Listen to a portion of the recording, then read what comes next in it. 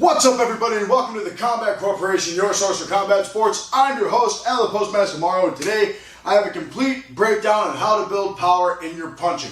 Now, this is one of the most commonly asked questions when it comes to the combat sport world because everyone wants to know how to build that power that's going to knock down walls. I do want to emphasize this is not going to teach you how to knock someone out any easier. All I'm going to do is teach you raw power, how to build your raw power. Knocking someone out is a completely different science and a completely different method and theory. This is just how are we going to hit harder. So this will apply to boxing, mixed martial arts, and any form of kickboxing. And I promise you, if you follow these steps at the very end, if you apply these in your training, you will find a difference in your power. It may be a small difference or a big difference, but you will find that you are punching effectively harder. So I break power punching down into 4 categories, which I'm going to separate them in this video. Starting with number 1, body type and physical condition, because we need to know what we're working with when we're throwing power punches. Second is how are we throwing the power punches? How are we placing the power punches? And third and fourth are going to be exercises and drills when it comes to power punching, how to maintain it, how to build your power punches. So I'm going to leave you with a quote because some people might say you can't build power. Well, Jack Dempsey, the former world heavyweight champion, left the world saying this: "I was always certain I could take an average fellow off the street, bring him into the boxing gym, and turn him into a ferocious, devastating power puncher." So with that said, let's move on to step number 1. Alright, so my most important step is step number 1, and that is understanding body type and physical condition. Because a lot of times when people come up to me and say, hey, I noticed Anthony Rumble Johnson knocks everyone dead. How do I get that power? Things like that, although he was born in a lot of ways, he still worked for it.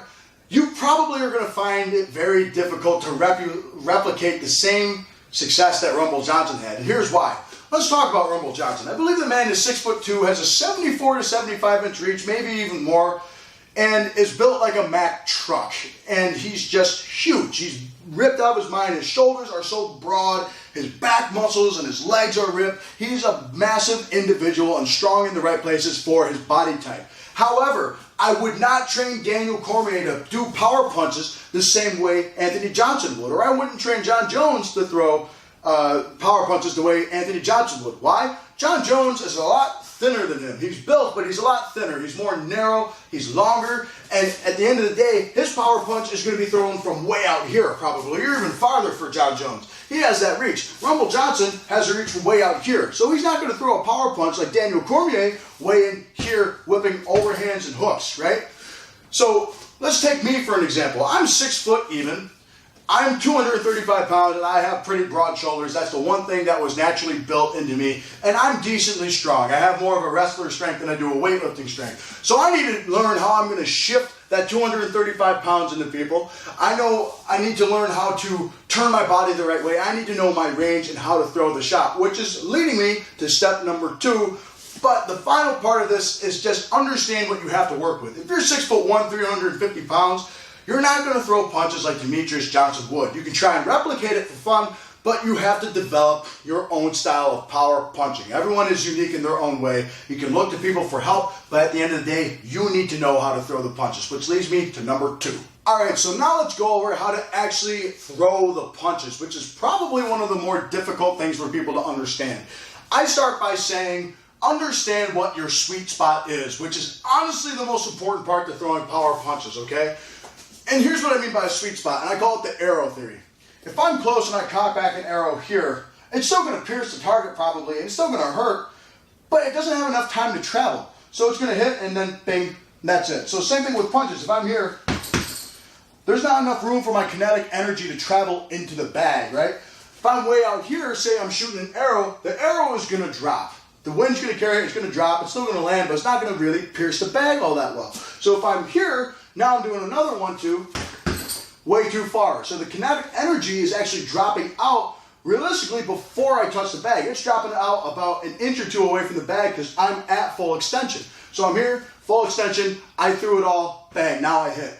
Too late. But my sweet spot is right in the center. So understanding range is really important with this. Now, boom, boom, flush, clean, punching. That's exactly what the sweet spot is. So understand where you're feeling the most pop from your punches is where that sweet spot of yours is. So if I'm here, bang, bang, I know this is my sweet spot all day with those 2 punches. Now I step in, this is my sweet spot for a hook. This is my sweet spot for an uppercut. I'll use this thing, bang. That's my sweet spot for an uppercut. Whereas someone like Anthony Rumble Johnson, his sweet spot for an uppercut is out here and he sails it up like that. John Jones, his sweet spot for a straight left hand is way out here, or for a real kick is way out there. But we're not doing kicks, we're doing punches. Daniel Cormier's sweet spot is right here for an overhand, right? That's the sweet spot that you need to find out. The other thing is, a lot of people will focus on where the power comes from, and everyone will say, oh, all our power comes from our legs, which is true for the most part, but let me ask you something. What's closer to our fist? Our back, shoulders, and core, or our legs? Right. Same thing with movement. I tell people, what's closer to your legs? Your hips or your shoulders? We never turn with our shoulders, we turn with our hips. When we punch, we're turning more with our upper body because it's closer. We're still turning with our legs, but let's talk about earlier when we were talking about throwing our weight a certain way. Watch this as I turn off my feet like this, like most people will do when they start out. I'm going to do jab, cross, hook, cross, right? So I got jab, cross, hook, cross. Now I'm going to do it as fast as I can. Jab, cross, hook, cross. As I'm turning my feet way too much, it's just slow and I'm not hitting it as hard as I would like to. The end of the punch is important. So we start with our legs here, but at that point, that kinetic energy has dissipated into our hips. So we might as well assist it by accelerating that kinetic energy a different way.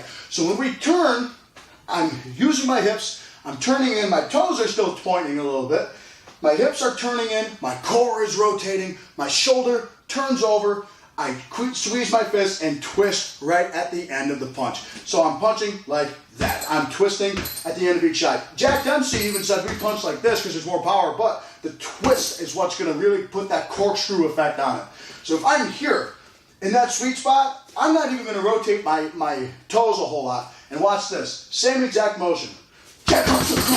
Same exact speed I was trying to throw when I was turning my feet, and I was hitting just as hard. One more time. Because I'm rotating my weight way too slow. I'm putting 100% here, 100% here, 100% here. It's good to learn weight movement when you're starting out, but in time, I'm turning primarily up here. Up here. A good person to look at for this is Bas Rutten. He still rotates off his feet, but barely. He's all primarily his core. He's one of my idols, and he taught me that theory as well. But when we talk about tying it together, say boxers, when they throw a jab or they throw any type of punch, they're still rotating your feet, but it's more their hips. Always watch their hips. Squeeze at the end of the punch, rotate at the end of the punch, find your sweet spot. That will help you find how to throw your power punches. All right, so here's a couple drills that you can use to maintain and build your punching power. I have my hands wrapped up and I have my gloves on, and I'm going to use 2 drills for the heavy bag, 1 drill without the heavy bag. My first drill that I tell people is pick a 4 through 6 punch combination or keep building it for 30 seconds and just blast it as fast and as hard as you can go. It's a burnout drill, right? That's the thing. We got to put the gloves on and we got to hit something as hard as we can so we understand what it feels like. So I'm going to do jab, cross, hook, cross, jab, jab for 30 seconds. I'm only going to do it a couple times so you can get the gist of it. I'll do it 3 times. So say I'm doing jab, cross, hook, cross, jab, jab. Okay, cool. Let's do it as hard as I can. Jab, cross, hook, cross, jab, jab. Okay, wait for the bag to come back. Jab, cross, hook, cross, jab, jab. One more time, one more time. Jab, cross, hook, cross, jab, jab. All right, every time. That's how I drill power punching to get it down nice and tight. My core was rotating all the time. Watch one more time. We got here. My core is rotating, my knees are rotating, my hips are rotating, my shoulders are turning over every time. So going back to step number 2, everything was coming off right. All right? Second drill is pick 1 punch of your choosing for a solid minute as hard as you can. My right hand's not as strong as my left foot for some reason, so here's a minute. Set, go. Wait for it to come back. What did I do right? What did I do wrong? Again. So now I'm really hitting it. Again. One more time. That's my sweet spot. That's sweet spot training. If I'm out here though, I'm throwing it as hard as I can. I hyperextend my elbow. I'm in too close. Nothing. My sweet spot though, I'll wait for it. Right there. Now say I'll do 2 punches. Alright? 3 punches. Alright, so we go back to drill number 1. That's how you build it. Last drill is understanding how to throw punches without hyperextending your elbows without the bag. You can do it to the bag, kind of, but don't hit it, you know? Watch. I'm throwing to the air as hard as I can. It's a lot harder and it's easier, my fault, to hit the bag. It's a lot harder to miss. You're gonna get burnt out a lot easier. So I'm here, 4 punches. Okay, 4 more punches. Okay, stuff like that. Those are 3 drills I think will help you. It'll help you understand control of your power punches. All right, folks, so I'm going to give you 3 exercises that you can use to build your strength, and I'm going to give you a couple other ideas. A lot of people will say, well, if I got to get my back, shoulder, and leg muscles and my core muscles strong, I have to go to the gym, get a membership, and lift weights. You don't have to. You can. It will help a little bit, but you're going to be a little slow and sluggish after a while, especially if you're doing it too much and breaking your muscles down too fast. One tool I recommend everyone get is a medicine ball. These things are wonderful. Here's a couple drills that I'll use with a medicine ball to build power, right? One thing I'll do is I'll come up to the bag. Since I have something heavy, I'm working my shoulders, and I'll just work, say, a hook motion. Boom. And I'm going to keep whipping into it. Someone should hold the bag for you so it doesn't wing by like this, but bang. And I do it again and again. Now I'm going to switch side. Boom, boom, boom. I'm going to show a couple more exercises into 3, I think.